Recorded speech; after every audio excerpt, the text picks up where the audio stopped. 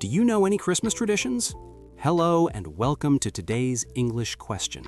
Our goal here is simple, one question at a time, helping you expand your English vocabulary and learn more about people, everyday topics, and maybe even about yourself. We're here to help you build your vocabulary, boost your confidence, and speak English naturally. Today's question is, do you know any Christmas traditions?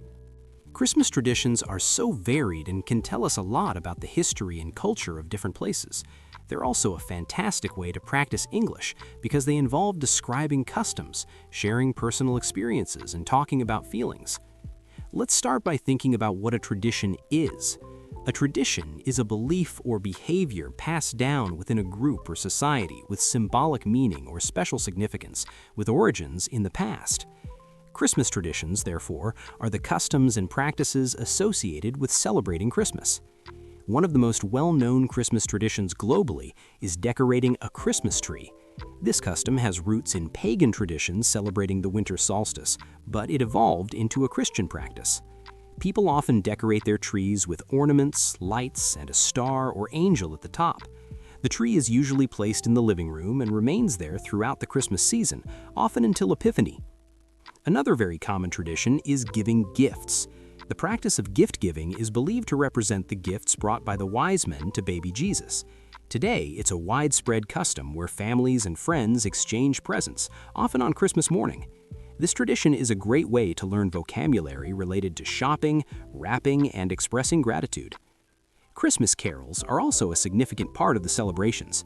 These are festive songs traditionally sung during the Christmas season. Many carols have religious themes, while others are more secular. Singing carols, whether in church, at home, or as part of community events, is a joyful tradition. It's also a good way to practice listening comprehension and pronunciation. The Christmas meal is another central tradition. Families often gather for a special meal on Christmas Day. The specific dishes vary greatly by region and family.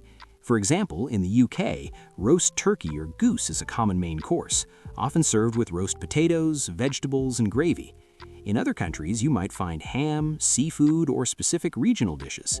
Talking about food and meals is a great way to expand your vocabulary and practice descriptive language. Many people also attend religious services on Christmas Eve or Christmas Day.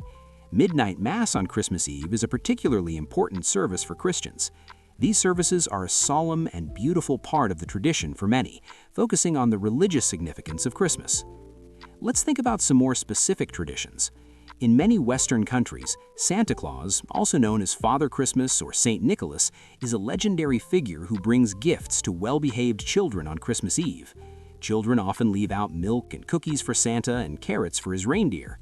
This is a fun tradition to talk about, and it introduces vocabulary related to fantasy and childhood. Advent calendars are another popular tradition, especially for children.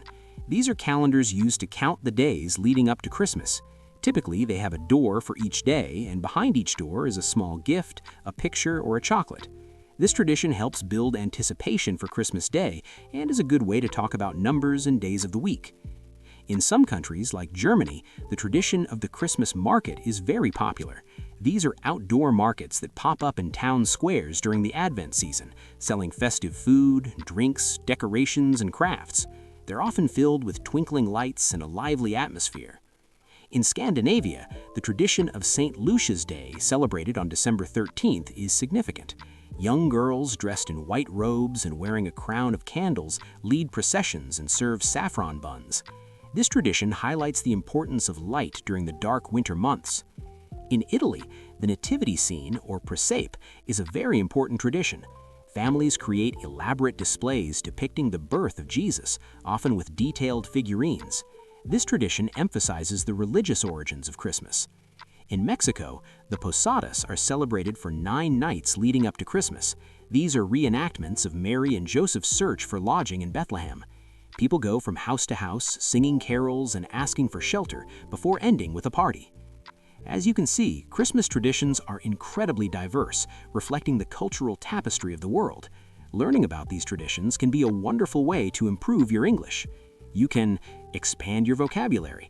Each tradition introduces new words and phrases related to celebrations, food, customs, and religious or historical aspects.